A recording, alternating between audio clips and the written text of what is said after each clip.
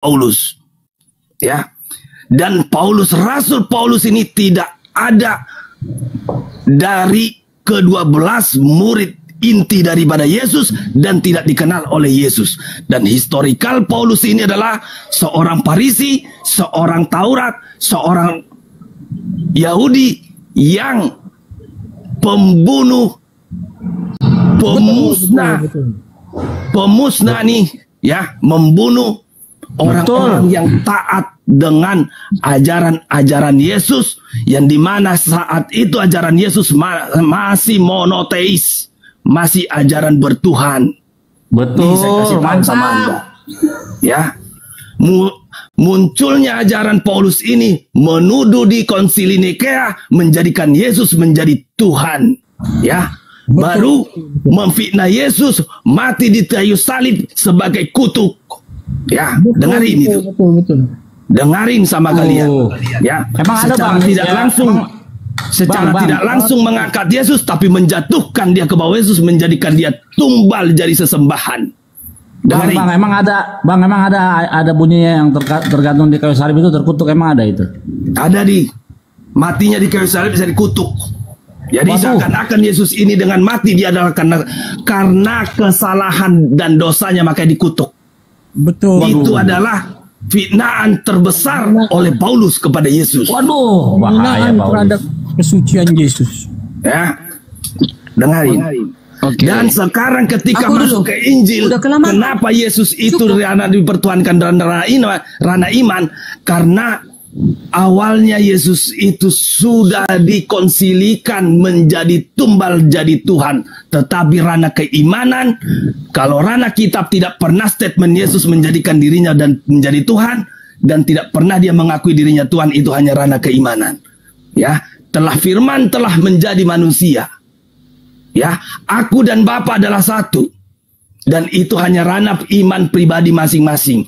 Tapi siapa Yesus dalam Alkitab atau dalam Bible? Dia adalah nabi, dia adalah rasul, dia adalah utusan, dia adalah guru, dia adalah junjungan, dan dia adalah Tuhan. Ya, jadi siapa yang mentuhankan dia itu hanya ranah individu yang mengetahui hakikatnya Yesus itu siapa. Kalau Anda tidak tahu, silakan Anda menabikan dia, merasulkan dia, karena dia apa yang tertulis itu yang harus diikuti. Darmi, tes dulu, jangan-jangan ini bukan Kristen ini Darmi. Tes dulu ya Darmi. Jangan-jangan menyusup. Diam dulu Anda. Kalau Anda tidak paham Kristen, sebaiknya Anda diam. Tadi kan Bang Lucifer tidak mempercayai mengimani Paulus. Sementara di dalam saya kasih waktu Anda nanti bernarasi semua ketika Anda narasikan. Ini giliran saya. Sebentar Bang Lucifer. Tadi kan Bang Lucifer tidak percaya kepada Rasul Paulus. Nah, di dalam Kisah Para Rasul 9 ayat 22, akan tetapi Saulus semakin besar pengaruhnya dan ia membingungkan orang-orang Yahudi yang tinggal di Damsyik karena ia membuktikan bahwa Yesus adalah Mesias. Coba tanggapi Bang Lucifer. Kisah Para Rasul itu tulisan Paulus itu sendiri supaya tulisannya ini supaya bisa diakui menjadi kitab wahyu atau bersumber dari Tuhan. Makanya suratan Paulus itu yang dimaksud. Paham Anda? Tapi kan dia bukan menghinakan Yesus. Kalau tidak ada historikalnya, dia tidak menceritakan dirinya dan pengakuan bertemu dengan Tuhan, sementara saksi pun tidak ada. Bagaimana tulisannya dia ini bisa diakui menjadi kitab suci? Itu yang harus pahami. Dan Anda harus cari tahu siapa Paulus. Apakah Paulus pernah secara kenyataannya di dalam lingkaran Yesus ketika Yesus masih ada? Tidak dikenal siapa Paulus. Itu yang harus Anda pahami. Yesus kan memilih Paulus. Oke, Kembuan ngomong sekarang. Kapan ngomong? Ayat. Jadi sekali sabar Kembuan. Lagi sabar dulu Kembuan. Di mute dulu. Ini saya masih ini untuk menanggapi Lucifer. Gitu. Lalu nanti sama Kembuan. Ya, sekarang saya ngomong dulu karena udah panjangan. Ya, Bu Darni, silakan ditanggapi. Begini Bang Lucifer, sementara di dalam Kisah Para Rasul itu, di sana semua tercatat tentang kisah dia. Sewaktu Paulus berjumpa dengan cahaya Yesus itu, dia kan buta matanya. Lalu ada juga saksi, yaitu Ananias. Ananias itu adalah seorang pengikut Tuhan yang setia. Maka Yesus memilih Ananias agar mendoakan Paulus yang sudah buta matanya karena melihat cahaya itu. Bohong. Ya, itu terserah kalian. Ini tercatat di dalam kitab suci kami. Nah, setelah itu, ketika itu juga seolah-olah selaput gugur dari matanya sehingga ia dapat melihat lagi. Ia bangun lalu dibaptis. Nah, setelah Ananias mendoakan Paulus, dia lalu diberi dirinya dibaptis. Ada dalilnya kan seperti itu. Sejarahnya ada. Tapi kalian kan hanya mengklaim-klaim Paulus itu tidak ini, Yesus ini tidak ini. Gak ada dalilnya. Kalian hanya ngomong ngerocos aja, tidak pakai dalil. Kalau Bu Darni tadi dalilnya, semua lengkap ada dalilnya gitu. Silakan. Dalilnya Yohanes 17. Sekarang oke, Bu Darni udah selesai. Kembuan mau menanggapi Lucifer atau Bu Darni? Kembuan, monitor. Kembuan mau menanggapi Bu Darni atau Lucifer? Ini karena ada dua perspektif berbeda ini tentang Bible-nya. Tentang ya, Yesus. Tiga. Iya. Kan si Kembuang kan tidak mempercayai Yesus Tuhan. Si Bang Lucifer tidak percaya Paulus. Bu Darni. Tiga sekarang. Saya yang mau saya minta itu kepada Kembuan mau menanggapi Bu Darni atau Lucifer. Kembuan turun ke bawah atau di report ya, terlempar ya. Izin saya menambahkan Bu Darni. Tadi Bu Darni bernarasi bahwa di Kisah Para Rasul bahwa bagaimana orang-orang nabi-nabi palsu itu terdapat dari dia mengaku dari orang Farisi. Saya mengangkat juga Kisah Para Rasul 23 ayat 6. Begini bunyinya. Dan karena ia tahu bahwa sebagian dari mereka itu termasuk golongan orang Saduki dan sebagian termasuk golongan orang Farisi, ia berseru dalam mahkamah agama itu katanya, "Hai saudara-saudaraku, aku adalah orang Farisi." Ini perkataan Paulus. Ya, keturunan orang Farisi, aku dihadapkan ke mahkamah ini karena aku mengharap akan kebangkitan orang mati. Jadi yang berharap agar ada orang mati yang hidup itu adalah Paulus. Ya, ciri-ciri yang Bu Darni katakan tadi bahwa dia itu adalah nabi palsu, yaitu berasal dari orang Farisi dan dia adalah orang Farisi. Paulus juga mengaku bahwa dia juga orang Farisi. Tolong ditanggapi itu dulu Bu Darni sebelum menuju ke Lucifer. Lanjut. Ya, kan tadi kan sudah saya katakan tadi dalam Farisi itu, ciri-ciri orang Farisi itu tadi kan sudah kita bacakan ada 4. Yang dimaksud dengan Yesus, waspadalah kepada orang-orang Farisi itu, orang Farisi yang Ibu Darni bicarakan tadi. 1, dia hanya menganggap dirinya benar. Sementara Paulus tidak seperti itu. Dia malahan mengabar kemana-mana. Sampai di penjara pun dia tetap menulis. Dia selalu mengabarkan Injil itu dengan kasih. Nah, dia tidak pernah bermegah-megah. Dia tidak pernah berdoa di depan-depan umum. Dia tidak seperti itu. Ya, jadi maksud Yesus di situ adalah waspada kepada orang-orang Farisi yang kita baca tadi di 4 itu ciri-ciri orang Farisi. Begitu. Jadi kalau kalian teman-teman juga menyangkal bahwasanya Paulus itu adalah palsu, itu sah-sah saja. Itu kan pendapat kalian. Tetapi kami di kekristenan yang memegang Alkitab ini, Bible ini terdiri dari Taurat, Zabur dan Injil, kami percaya bahwasanya Paulus itu adalah sesuai dengan yang tertulis di dalam Kisah Para Rasul mulai dari 1 sampai berapa itu? Sampai 16 ya. Nah, itu dia bukunya. Jadi kalau kalian tidak percaya dengan dalil-dalil itu sah-sah saja. Tetapi itulah iman kami di dalam kekristenan di Trinitas. Nah, itu dia. Oke, saya mau tanggapi ya Bu Darni. Tadi Bu Darni dengan jelas tegas mengatakan bahwa Paulus yang menjadi orang nabi-nabi palsu itu adalah orang yang mengaku dirinya adalah benar dan tidak bersalah. Benar maksudnya adalah tidak bersalah, tidak ada celah sedikit pun. Baik, kita lihat pengakuan Paulus di Kisah Para Rasul 25 ayat 8. Sebaliknya, Paulus membela dirinya katanya, "Aku sedikit pun tidak bersalah, baik terhadap hukum Taurat orang Yahudi maupun terhadap bait Bapa atau terhadap Kaisar." Di sini Paulus mengaku bahwa dia orang benar, tidak bersalah. Terpenuhilah nubuat yang disampaikan oleh Bu Darni. Lanjut. Maksudnya di situ di Kisah Para Rasul 2 ayat 8, Paulus mengaku orang besar, itu dihadapkan ke pengadilan. Bukan kita menganggap diri kita benar saja kepada orang-orang lain, bukan seperti itu. Maksud di situ, maksud dikatakan Yesus yang menganggap dirinya saja yang benar, tidak mau mendengarkan orang lain. Kalau di Kisah Para Rasul dia dihadapkan kepada pengadilan. Beda sayang, silakan. Gini, Ibu tadi mengatakan di hadapan orang, ya. Ini Paulus mengaku bahwa dia orang yang tidak bersalah itu di hadapan orang-orang Yahudi, di hadapan hukum Taurat, di hadapan bait Bapa, rumah Bapa, ya. Bahkan di hadapan kaisar, segala orang di situ dia mengaku bahwa dia orang yang tidak tercelah atau orang yang benar. Jadi jangan Ibu Darni putar-putar balik. Masuk akal. Ya? Ini Paulus loh yang berkata baca dulu Kisah Para Rasul 25 ayat 8. Tadi narasi Bu Darni bahwa yang menjadi nabi-nabi palsu itu mengaku dirinya itu adalah benar. Berarti benar tidak tercelah. Ya, sama bunyinya di Kisah Para Rasul 25 ayat 8. Paulus mengaku. Bu Darni mengatakan di awal bahwa dia itu berasal dari orang Farisi. Paulus juga mengaku dia adalah Farisi. Kisah Para Rasul 23 ayat 6. Jadi udah terpenuhi semua yang Ibu Darni sampaikan, ciri-ciri nabi palsu ada pada Paulus. Dan Paulus juga mengharapkan ada kebangkitan orang mati. Hanya Paulus yang mengharapkan. Kira-kira begitu Bu Darni. Ya, ini sesuai dalil.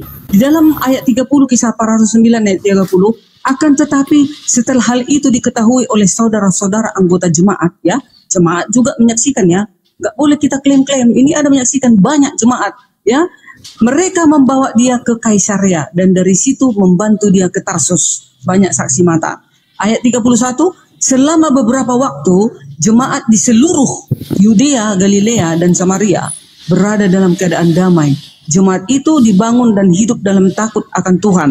Jumlah makin bertambah besar oleh pertolongan dan penghiburan. Di dalam 2 Korintus 6 ayat 1-10, di sana, di dalam pelayanannya, dalam hal apapun kami tidak memberi sebab orang tersandung supaya pelayanan kami jangan sampai dicela. Jadi nggak sesuai dengan ciri-ciri orang Farisi yang disebutkan Yesus. Ayat 4. Sebaliknya, dalam segala hal kami menunjukkan bahwa kami adalah pelayanan Allah, yaitu dalam kemenahan dengan penuh kesabaran, dalam penderitaan, kesesakan, dan kesukaran. Jadi nggak sesuai dengan ciri-ciri Farisi yang dikatakan Yesus. Ayat 5. Dalam menanggung dera, dalam penjara dan kerusuhan, dalam berjeripayah, dalam berjaga-jaga dan berpuasa. Nggak sesuai dengan orang Farisi yang disebut Tuhan. Berjaga-jagalah kepada orang Farisi itu. Jadi Paulus nggak seperti itu. Ayat 6. Dalam kemurnian hati, pengetahuan, kesabaran, dan kemurahan hati, dalam Roh Kudus dan kasih yang tidak munafik. Itu ya, tidak munafik. Paulus tidak bisa dikatakan kasih yang munafik. Di ayat 7, dalam pemberitaan kebenaran dan kuasa Allah dengan menggunakan senjata-senjata keadilan, bukan senjata bom, ya, senjata-senjata keadilan untuk menyerang ataupun untuk membela. Dia hanya mengatakan dalil kasih, ya. Ayat terakhir, ayat 9, ayat 8. Ketika dihormati dan ketika dihina, ketika diumpat atau ketika dipuji, ketika dianggap sebagai penipu, namun tetap dipercayai. Jadi sesuai yang dikatakan Yesus, waspada kepada nabi penyesat-penyesat itu, Farisi itu bukan Paulus, ya. Jadi kalau kalian menganggap Paulus, silahkan. Namanya juga kalian tak beriman kepada Alkitab ini. Izin Bu Darni, itu tadi sudah saya kasih kriteria yang Ibu sampaikan terpenuhi sama Paulus. Itu di Kisah Para Rasul semua dijawab oleh Kisah Para Rasul, dan satu-satunya orang yang mengharapkan kebangkitan orang mati hanya Paulus. Ya, itu dipaksakan agar orang mati bisa hidup. Ya, itu satu. Kedua, ketika Ibu mengatakan bahwa dia tidak munafik, ya, salah satu sifat munafik itu seperti ini, Bu. Ya, di Kisah Para Rasul 25 dia mengatakan dia adalah orang Farisi. Lalu di 1 Korintus 9 ayat 20 dia mengatakan dia orang Yahudi. Sekarang saya tanyakan kepada Ibu Darni, dia orang Yahudi atau orang Farisi?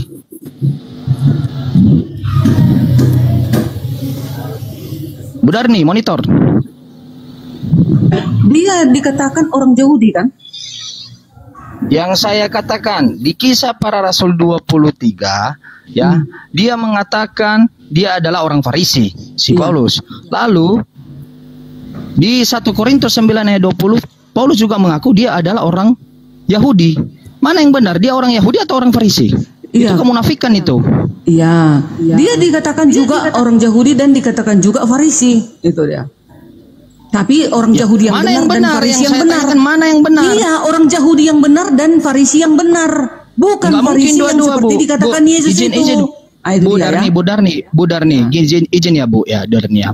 Alasan Paulus di 1 Korintus 9 ayat 20 dia mengatakan orang Yahudi karena supaya dia memenangkan orang Yahudi. Lihat alasannya, supaya memenangkan orang Yahudi. Ketika dia berkumpul kepada orang Yahudi, dibilangnya saya orang Yahudi. Tetapi ketika dia berkumpul pada orang-orang Farisi, dia mengatakan di Kisah Para Rasul 2:36, karena itu bahwa sebagian dari mereka termasuk golongan orang Saduki dan sebagian termasuk golongan orang Farisi. Dia berseru dalam mahkamah agama itu katanya, hai saudara-saudaraku, aku adalah orang Farisi. Jadi dia ini pelin-pelan munafik. Kalau ada orang Batak, contohnya bangsa Batak di sana, dia katakan aku orang Batak. Nah, ada orang Farisi, dia katakan aku orang Batak, Farisi. Nyampe di kumpulan orang Yahudi dia mengatakan aku orang Yahudi. Itu munafik, Bu. Ya. Dia menyamakan dirinya, itu munafik. Bagaimana Anda bisa membantah hal demikian? Ini dalil dia loh, perkataan dia bukan perkataan saya. Aku ya. Kenapa dia mengatakan kalau jumpa orang Yahudi, jumpa orang Farisi? Kenapa? Kita penginjilan itu harus menyesuaikan diri. Gampang jawabannya kan? Kita kalau penginjilan itu begitu juga menipu. Paulus, dia untuk penginjilan itu menyesuaikan diri. Gak mungkin dia katakan aku orang Inggris, disabet orang lah dia. Harus dia berbaur diri. Dia harus berbaur kepada orang-orang Batak itu. Berbaur bukan berbohong menipu. Bu Darni, berbaur bukan berbohong. Itu penipu. Itu penipu. Ya. Di firman Tuhan katakan sebenarnya dan sejujurnya apa yang ada di firman Tuhan. Katakan apa identitas dirimu, dari mana kau berasal. Kan dibilang Tuhan kita harus bijak loh, bijak. Bukan bijak, itu penipu. Jangan tolol. Itu masa penipu. Kita mau sok-sokan kita datang ke daerah orang. Bu Darni, ketika kau datang kepada saya, Bu Darni, Paulus itu mantap, itu penipu. Itu adalah serigala berbulu domba, menyamakan dirinya kepada orang yang itu serigala berbulu domba. Wajar kalian mengatakan Bu Darni, kalau kau datang ke daerah saya, kau mengatakan kamu adalah orang Nias, Ibu Darni akan ditombak. Ditanya keturunan dari mana kau? Ngaku-ngaku kau. Kita kan harus belajar bahasa Nias supaya kita disayangi orang Nias itu, supaya jangan ditombak kita. Itu bahasanya, bukan keturunan. Bukan keturunan. Bu Darni, bukan keturunan. Ya, itu penipuan. Jadi ibu melegalkan penipuan di dalam Bible. Bukan melegalkan penipuan, tapi kita itu ulat beludak, Bu. Itu menipu, serigala berbulu domba. Kita masuk ke daerah orang. Kalau kita masuk ke daerah orang, kita harus mempelajari bahasa mereka. Bu, itu nggak jujur, Bu. Kalau kau nggak tahu bahasa Karo, kau bisa ditusuk perutmu itu. Betul. Jadi waktu kita ke tanah Karo, Tuhannya jadi siapa, Bu? Jadi siapa? Tuhan Yesus tetap Tuhannya itu di sana. Cuman kita harus belajar berbahasa Karo supaya kita dikasihin mereka. Jadi debate ya. Kok jadi debate Tuhannya Jehovah. Sama itu bahasa Bataknya debata jadinya bolon katanya. Nanti tetap kalau kembali jadi acuannya kepada Allah di surga. Nanti itu tetap kalau acuannya ke Allah di surga lo Billy. Ya nanti kembali jadi sang ide wase. Itu bagaimana itu? Kok Tuhannya kan ide dia kemana? Jangan ke berhala, jangan Tuhan kok bisa, tetapi Tuhan ke kok Allah bisa, yang di surga. Sabar. Itu bahasa. Ya kok Tuhan bisa sesuai dengan kearifan lokal namanya. Kenapa bisa begitu? Itulah luar biasanya bahasa Allah itu. Kan segala bahasa ini yang membuat ini siapa? Allah kan, pencipta langit dan bumi. Sesuai dengan dalil di dalam Yesaya 43 ayat berapa itu ya? Ayat berapa ya? Ayat 12 kali ya. Segala bahasa adalah milik Allah. Nggak apa-apa dong segala bahasa kita pakai nama Allah itu. Yang penting menuju kepada Allah di surga, bukan kepada pohon, kepada patung, kepada batu. Izin Budar nih, ya itu namanya menipu, itu namanya tidak jujur, itu namanya berbohong, itu namanya serigala berbulu domba. Terpenuhi nubuat Yesus, dia masuk di antara tengah-tengahmu menyamar bagaikan serigala berbulu domba. Itu terpenuhi, Bu. Ya, seandainya Bu Darni pergi ke daerah Jawa, apakah Bu Darni adalah orang Jawa? Tetap identitas Bu Darni itu belajar bahasa dan orang-orang Batak. Kan bahasa Jawa kita pelajari kan supaya kita ini bukan mengenai bahasa, Bu. Ini bukan mengenai bahasa. Jelas dia mengatakan saya orang. Paulus juga seperti itu. Dia datang ke sana dia seperti penipu, itu, dia berbaur dia kepada Yahudi. Dia datang ke Parisi, berbaur dia ke orang Parisi supaya lebih dekat dia dengan mereka. Bu Darni, diam dulu Bu Darni. Di Kisah Para Rasul, dia tidak mengatakan saya berbahasa Yahudi, saya berbahasa Farisi, tetapi dia mengatakan saya orang Farisi dan saya juga orang Yahudi di Kisah Para Rasul yang lainnya. Itu adalah kemunafikan, ya. Ketika saya berkumpul agar aku dapat dukungan kepada orang Farisi, saya mengaku orang Farisi. Lalu saya berkumpul kepada orang Yahudi, lalu untuk mendapat dukungan kepada orang Yahudi, saya mengatakan saya orang Yahudi. Itu bukan jujur, itu bukan bijak, itu munafik, itu berbohong, itu menipu, kebohongan publik, dan menyamar bagaikan serigala berbulu domba sesuai dengan nubuat Yesus. Bahwa dia akan masuk di tengah-tengahmu, dia akan menyamar bagaikan serigala berbulu domba. Itu poinnya, Bu. Ya, Ibu jangan bilang itu adalah bijak. Ya, itu bukan bijak. Sejak kapan Bapak mengajarkan untuk berbohong? Kok ngarang-ngarang aja Ibu ini? Ya. Saya uraikan loh kebohongan Ibu. Itu teknik dia mengabar Injil, ya, menyampaikan ke seluruh bangsa. Itu tekniknya. Kami juga penginjilan begitu tekniknya, caranya. Kita disuruh bijak dong. Kita disuruh bijak. Yang penting ajaran kita itu bagaimana? Jangan membunuh, jangan berzina, jangan bercabul, jangan merampok. Jangan apa lagi? Jangan membenci orang. Itu ajaran Paulus. Iya kan, Bu? Kasihilah sesama manusia. Jangan minum tua. Jangan mabuk-mabuk. Jangan mengawini banyak wanita. Itu ajaran Paulus yang benar. Tetapi kalau ajarannya sudahlah dia bunglon, tapi ajarannya juga tidak benar. Itu baru kita buang dia. Ngapain kita ikutin? Dari tadi Ibu nggak bisa ngelak karena kebohongan Ibu saya bongkar. Satu poin dulu saya bongkar. Diam dulu. Ibu Darni. Ibu Darni. Rasul kami. Rasul di dalam Alkitab. Terserah. Tapi kita pakai data. Kita pakai data. Terserah, itu pakai Rasul data. Kami, gitu ya. Ibu kalian imani. Kalian jelek-jelekkan dia. Wow, aku datang dengan kebenaran. Ibu terserah Ibu mau mengimani, mengimani tai sapi sekalipun sebagai rasul Tuhan, itu urusan Ibu. Tetapi apa yang tertulis di dalam Bible itu tugas kami juga menyampaikan kebenaran. Tugas saya secara pribadi itu menyampaikan kebenaran. Al-Quranmu, bukan tugasmu membaca Alkitabmu. Diam dulu. Ibu, diam dulu. Kalian itu menyampaikan kebenaran itu adalah tugas setiap manusia. Nggak bisa. Ibu Darni, diam dulu. Al-Quranmu. Kalau nggak kalian penjarakan aku, kalian geruduk aku. Diam dulu, Ibu Darni. Begitu juga kau, nggak ada naramu penyembah berhala, diam dulu. Kau yang penyembah berhala, diam dulu. Ya, yang menjelek-jelekan Paulus dari tadi kan bukan Islam, Bu Darni. Itu kan membela Paulus sendiri. Menyembah Allah yang hidup kekal. Bukan menyembah batu aku. Apa kau ini berhala? Nggak ada menyembah batu, nggak ada. Aku nggak ada menyembah batu. Dengerin ya. Katanya dia aku menyembah berhala, menyembah berhala itu menyembah batu. Aku bukan penyembah batu. Lihat di video saya. Salah kau. Yang kusembah Allah yang hidup kekal di surga. Iya. Udah. Diam batu. Diam Ibu. Diam dulu. Mulut Ibu Darni, diam dulu. Yang Islam menyembah batu. Nggak ada Islam menyembah batu. Kan katanya tadi menyembah berhala. Menyembah berhala itu menyembah batu, membungkuk kepada batu itu. Juga aku bukan membungkuk kepada batu. Aku membungkuk kepada Allah di surga.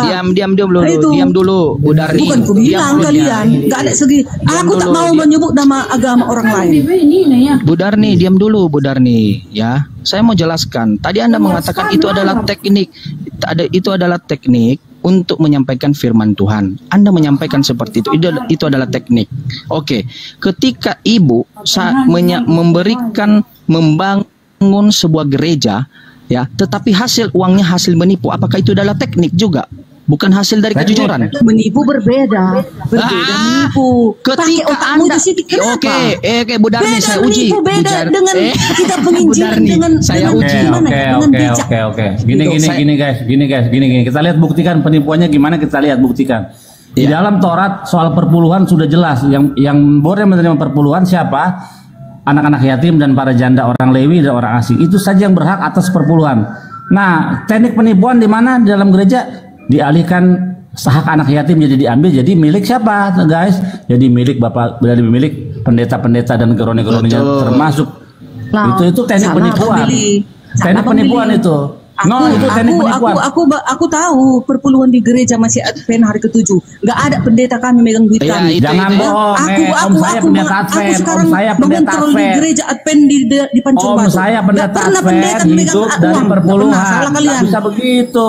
Enggak ada pendeta kami megang uang. Mereka hanya digaji dari daerah. Pendeta Advent itu ya. Kami bendahara kami itu pendeta. Hidup dari perpuluhan. Salah. Enggak boleh. Salah kalian itu. Jadi maksudmu dibuat organisasi nggak pakai duit, pakai congor, pakai bulu ketiak, bisa berjalan pakai bulu ketiak, Billy, bisa kau jalan ke sinagog pakai bulu ketiak, bisa, nggak pakai bensin, pakai bensin kau itu bayar pakai apa? Pakai uang aja, pakai bulu ketiakmu. Bukannya mengemis-ngemis kepada jemaat. Siapa bilang mengemis kepada jemaat? Aku di kelas kok ngasih, buktinya aku bukannya tumpur aku kasih perpuluhan. Ya karena kau udah ke doktrin. Kau udah ke doktrin.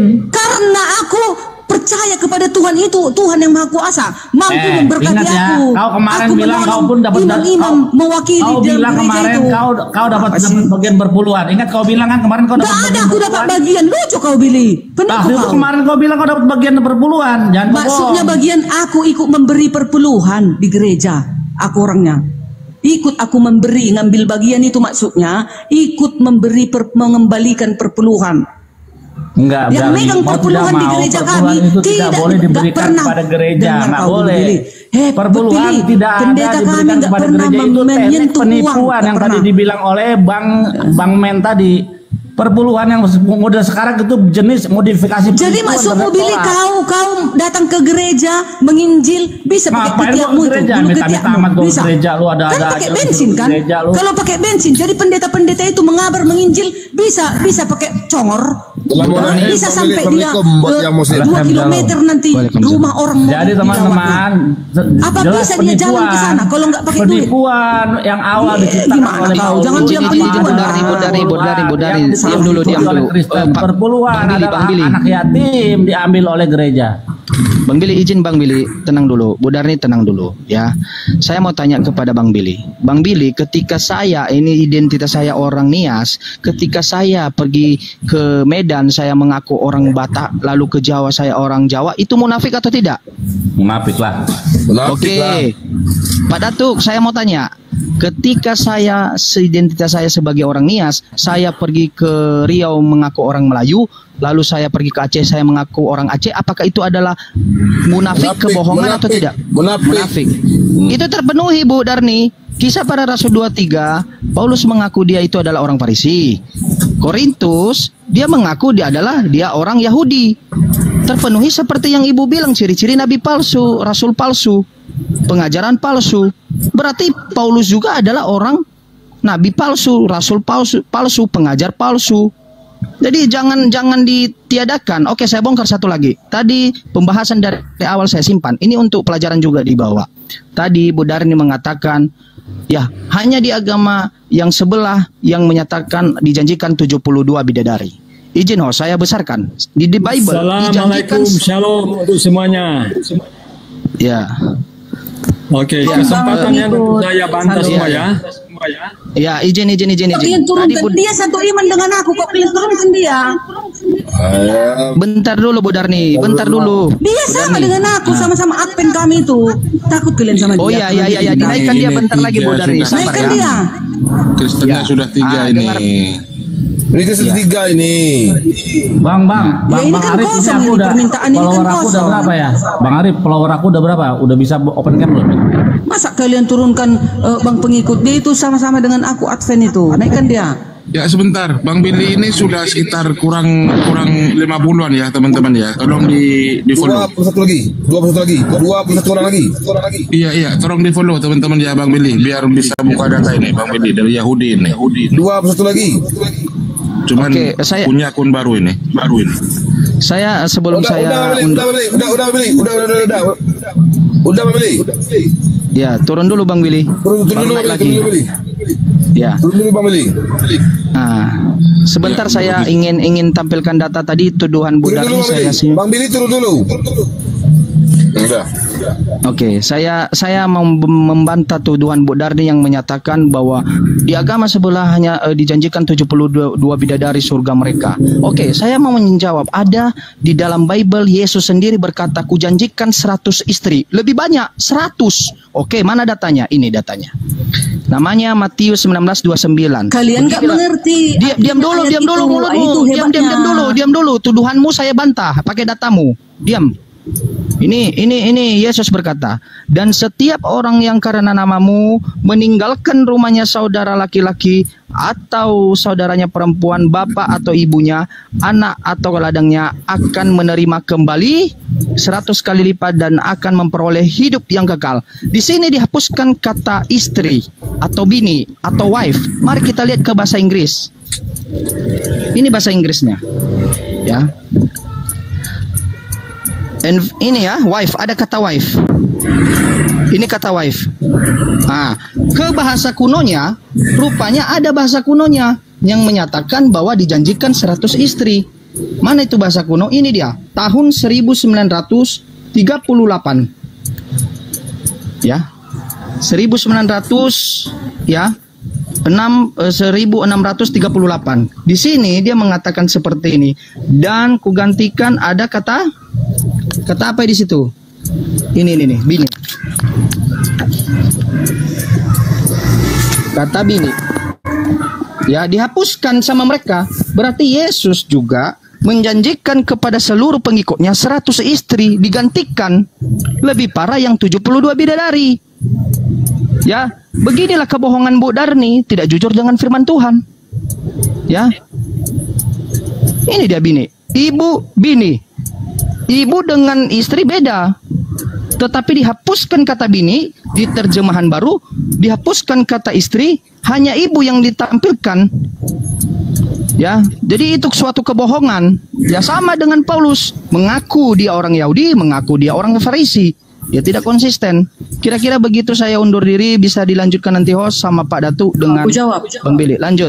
Jangan dulu pergi. Maksudnya 100 saudara-saudara, 100 ini dengar ya. Dan setiap orang yang karena namaku meninggalkan rumahnya, saudaranya laki-laki, dia akan mendapatkan saudara laki-laki 100, mendapatkan saudara perempuan 100, bapaknya 100, ibunya 100, anak-anak dan ladangnya 100 kali lipat.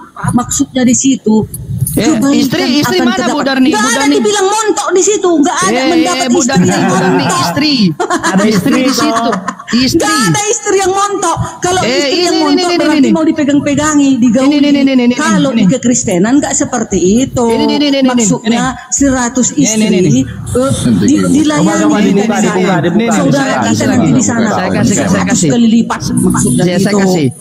Dan gak ada dibilang yang montok-montok di kekristenan. Diam dulu Darni. Ini baca ini istri-istri. Dan setiap rumah kakak, darah, bapak, ibu, bini, habis ibu bini, anak kandung atau bendeng 100 kali lipat. Gak ada dibilang untuk bersenggama di sana. Hanya istri melayani. Orang kalau nikah aja suami istri mau ngapain kalau di surga gak ada seperti itu. Gak ada seperti itu. Surga kekristenan itu diubah manusia itu seperti malaikat. Darmi, waktu kau nikah sama suami kau ikut nggak? Iyalah. Itu kan di bumi. Aduh, di Amsal itu. Amsal Bang Dato. Itu di bumi loh. Kalau di bumi iya, karena masih ada nafsu itu. Bu Darni, gini ya Bu Darni. bidadari belum tentu dikatakan untuk namanya berhubungan badan karena bidadari bukan tapi ikatan dibilang resmi. di situ kan Bidadari. berpayudara. Diam dulu. Kalau namanya bini atau istri wajib berhubungan badan. Istri wajib berhubungan badan. Bini wajib berhubungan badan. Kok ibu ngarang-ngarang? Iya, ada beda bini dengan situ. bidadari. Ada bini situ. Gua gak berhubungan badan, bini. Kalau gini, kalau di surga mereka itu, hapus. ya, kalau di surga itu tidak seperti di bumi, ngapain ada status suami istri? Kalau di Yahudi kayak mana surga Yahudi? Ayo terangkan dulu. Nah dulu, kau jangan lari-lari dulu ke Yahudi. Ayo terangkan dulu di surga Yahudi. Kan tadi ayatnya dikatakan bini atau kalau kau bilang di surga tadi tidak ada hubungan intim. Nah berarti kenapa tulis ada tertulis suami istri nanti di surga? Ya kan? Ya diberikan ada suami, ada bini. Diberikan 100 kali lipat. Ayo. Iya, 100 kali kebaikan Bini itu buat 100 apa? kali lipat nanti di surga itu, tapi nggak ada gitu loh. Oh, jadi kalau sama bini gak boleh? Gak boleh? Enggak, di surga enggak seperti itu nanti di Jerusalem baru itu. Iya kalau gitu, gini buat Darmi. Kalau gitu statusnya jangan bini. Lagian kan ada di situ dalilnya dikatakan di dalam Matius itu manusia akan diubah seperti malaikat. Mana ada seperti malaikat memikirkan nafsu di situ. Bu, kata bidadari itu ada di heaven atau surga. Di surga jelas seperti yang ibu bilang tadi tidak ada namanya pesta seks, nggak ada seks karena kenikmatan rohani yang ada di sana itu menurut Bible. Betul. Ya? Oke, disebutkan di sana adalah bidadari, berarti bukan istri. Kalau namanya istri itu yang melalui dari dunia apa kenikmatan nafsu. Namanya istri wajib berhubungan seks. Namanya bini wajib berhubungan seks. Buat apa dia menikah? Buat apa dia punya istri? Tapi kan seperti malaikat dibuat. Diubahkan seperti malaikat. Pertama tadi Anda mengatakan tidak ada datanya di dalam Bible. Istri. Tapi kan diubah seperti malaikat istri itu. Berarti nggak bernafsu dia di sana.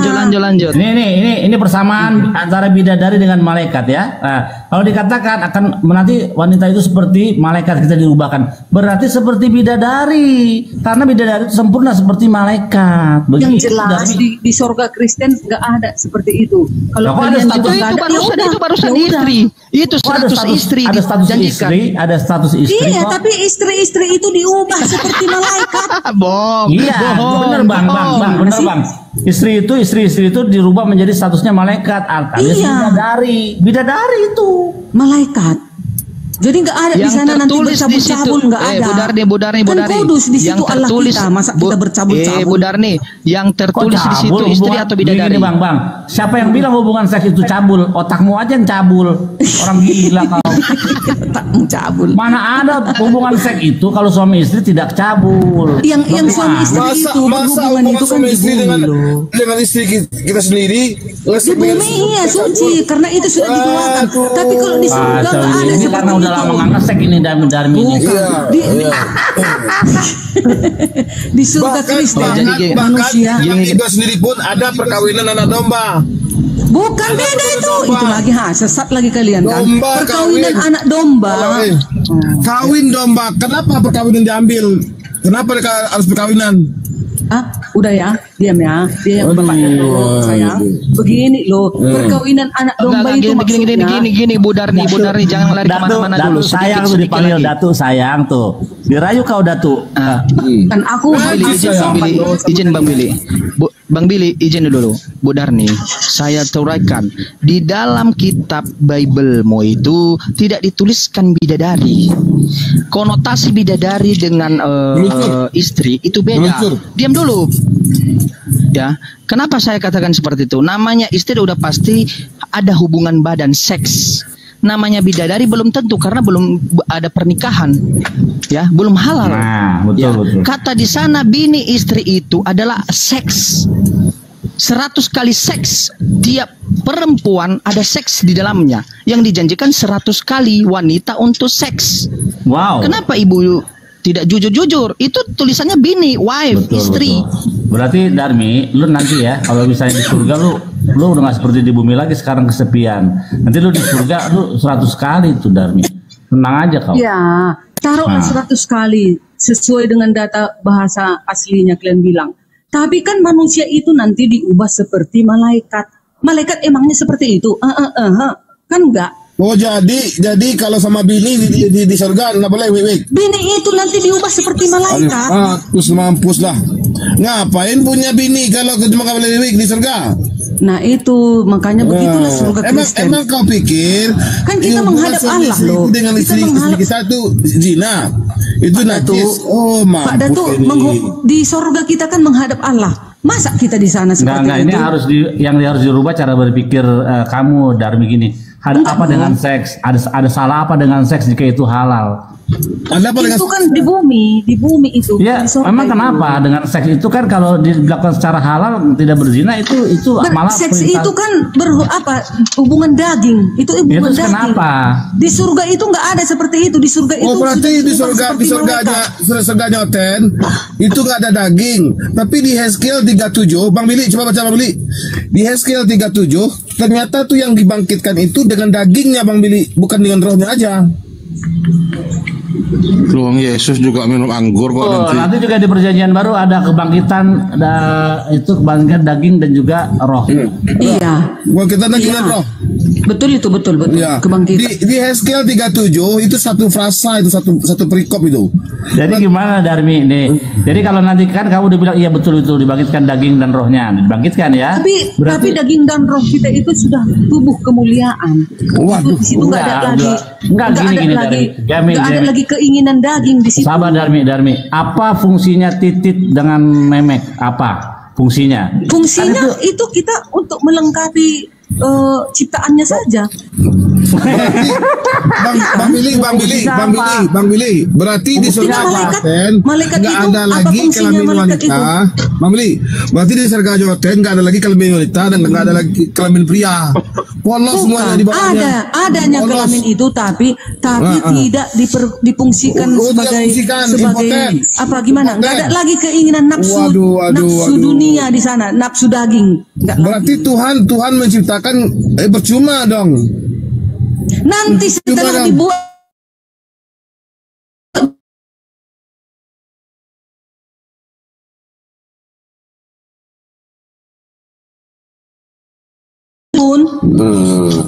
nanti di sana 1000 tahun, di sana nggak ada nafsu. Nanti setelah diturunkan, setelah diturunkan di Yerusalem baru, di situ baru kali ada itu seperti itu.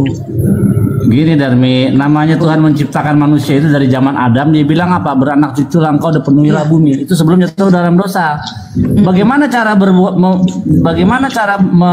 cucu membuat anak? Makanya Tuhan bikin tadi apa? Kelamin. Itu di bumi itu.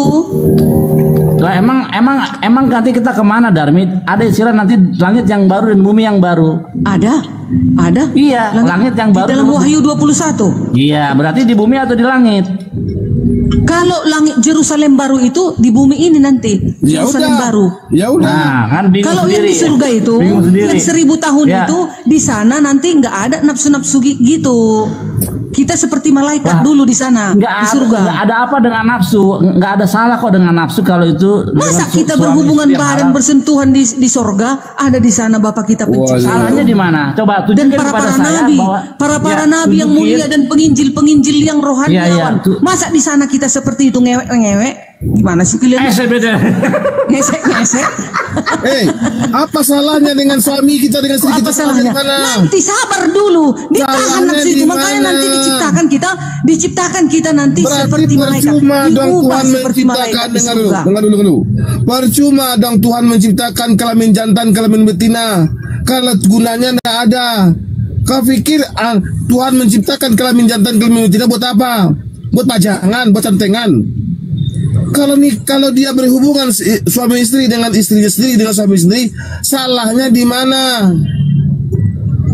Inilah kalian ini. Itulah yang harus diluruskan cara berpikirnya. Kalian ini agama katanya agama kita agama selangkangan. Bang Billy, Bang Datu, ini ayatnya Matius 22 ayat 30. Itu hari kebangkitan. Dalam Alkitab manusia akan hidup seperti malaikat di surga setelah kebangkitan dari kematian. Itulah yang 1000 tahun di surga. Kalau begitu buat apa perkawinan anak domba?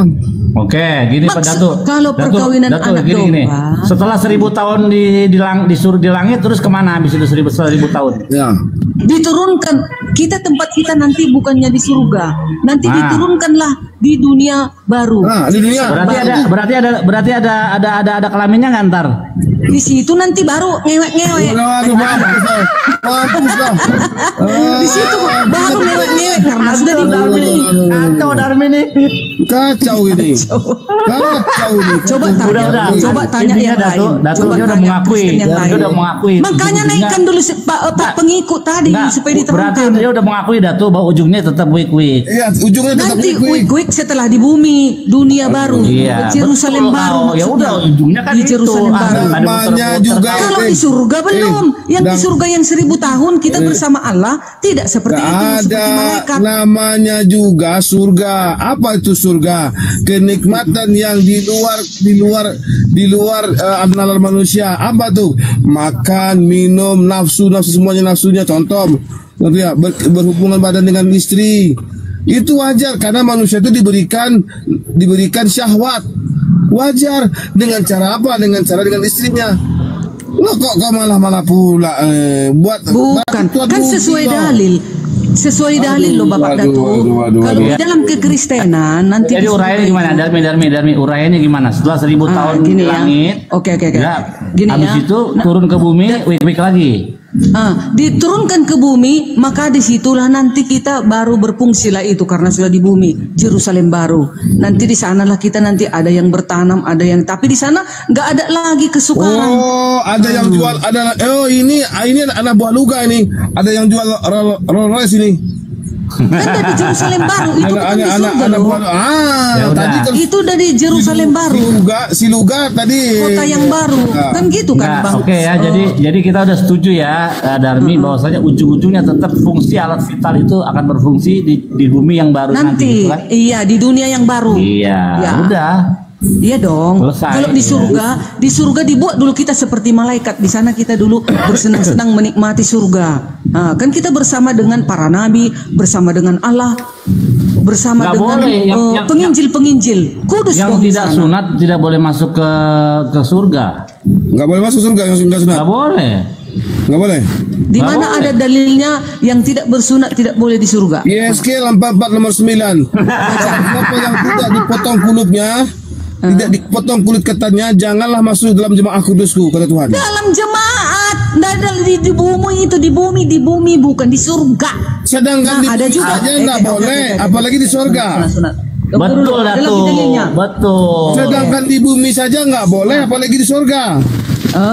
Baca lagi dalil yang lain, jangan hanya itu. Dengarkan dulu. Orang yang tidak dipotong kulit ketannya haruslah dilenyapkan. Oke. Sunat.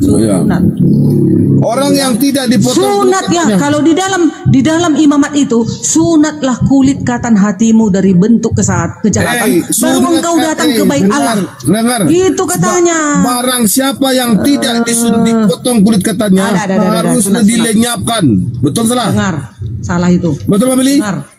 Sunatlah hatimu dan janganlah lagi kamu tegar-tegur. Ulangan 10 ayat 16. Kejadian 17. Baca ulangan 10 ayat 16. Jangan ayat itu aja. 17. Apa itu sunat? Sunat tadi apa? Yeremia 4 ayat 4. Sunatlah dirimu bagi Tuhan dan jauhkanlah kulit katan hatimu. Kulit katan. Kalau sunat hati itu merendahkan diri di hadapan Tuhan, jangan sombong. Itu yang disebut sunat hati. Kenapa dulu. Apa itu sunat hati? Merendahkan diri di hadapan Tuhan. Ya, merendahkan diri di hadapan Tuhan. Bang Billy di imamat 22 ayat 1 sampai 33. Jangan kau minta sama Bang Billy. Bang Billy dalam jika seorang dalam keadaan tidak kudus yang melakukan banyak kejahatan, jangan masuk kebaktian. Orang yang tidak dipotong kulitnya jangan masuk dalam jemaat kudusku, kata Tuhan. Sekarang kutanya, dia bersunat tapi ngepom, dia memotong, melacur. Sedangkan itu bisa masuk kebaktian. Perintah itu Tuhan bisa apa? masuk kebaktian. Dia dipotong kulitnya, disunat dia. Jadi gereja dengan kejang-kejang. Gereja itu bukan tempat jawab kudus. Dulu. Sekarang kutanya, dia kalau disunat, udah. Tapi dia banyak pelacur, dia banyak mengawini banyak wanita. Kenapa? Dia mengawini anak-anak kecil. Emang semua itu Tapi dia bersunat. Boleh itu. Ya. Boleh itu bersunat. Kapan kamu melihat dia berzina dan melacur? Kapan? Ya sekarang itu dikatakan di dalam Imamat 22 ayat 1 sampai 11. Jika seorang dalam keadaan tidak kudus yang melakukan banyak kejahatan, jangan masuk kebaktian. Itu yang tidak kudus itu apa? Yang nggak disunat. Yang tidak kudus itu meninggalkan segala kejahatan. Sunat. Itu yang kalian kan hanya secara lahiriah aja yang kalian pelajari. Secara rohaninya nggak kalian pelajari. Dengar dulu. Itulah maksudnya Paulus. Kejadian 17 ayat 14. Barang siapa yang tidak dipotong kulit ketatnya harus dilenyapkan. Yehezkiel 44 nomor 9. Barang siapa yang tidak dipotong kulit ketatnya janganlah masuk ke dalam jemaat kudusku. Konsisten satu dengan yang lain. Itu penyelamat itu. Nggak ada Tuhan penyelamat itu minta habis itu. Oh, orang yang nggak disunat boleh masuk. Konsisten Tuhan itu. Nggak, tapi sih ya. Tapi sebenarnya Darmi kalau boleh jujur ya, kira-kira nanti di kerajaan surga itu atau setelah langit yang bumi yang baru itu orang tuh akan tetap bersunat atau tidak atau enggak sunat, karena ini kan melakukan perintah Tuhan soal sunat itu. Menurut kamu yang baik disunat atau tidak disunat, Darmi? Kalau menurutku itu hatimu yang disunat, bukan burungmu itu aja disunat. Hatimu ya, disunat. Ada dua yang harus disunat. Jadi ngapain burungmu disunat, tapi kau berbuat zina, berbuat cabul, semua kejahatan kau lakukan, merampok, membegal. Ini artinya. Makanya dibilang Paulus, sunatlah kulit katan hatimu dari segala bentuk kejahatan. Kenapa Tuhan bilang kenapa Tuhan bilang harus dua sunat itu, sunat fisik dan sunat hati. Itu bagi orang bangsa Yahudi dulu. Dengerin, itu untuk bangsa Yahudi. Gini. Sunat lahiriah, sunat kulub itu ya, yang jadi saksinya siapa? Orang-orang yang hadir di situ, yang ada perayaannya sunat.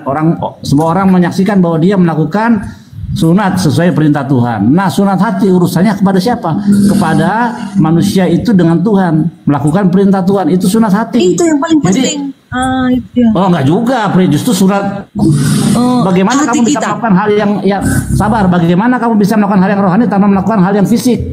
Perintah Tuhan suruh bersunat katan, tapi kau tidak bersunat katan, hati doang. Enggak menuruti firman Tuhan. Gitu.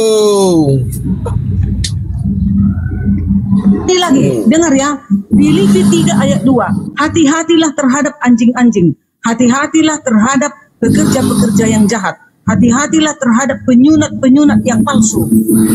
Karena kitalah orang-orang bersunat yang beribadah oleh Roh Allah dan bermegah dalam Kristus Yesus dan tidak menaruh percaya pada hal-hal lahiriah. Nah, itu dia. Jelas. Siapa penulisnya? Siapa penulisnya itu? Penulisnya siapa?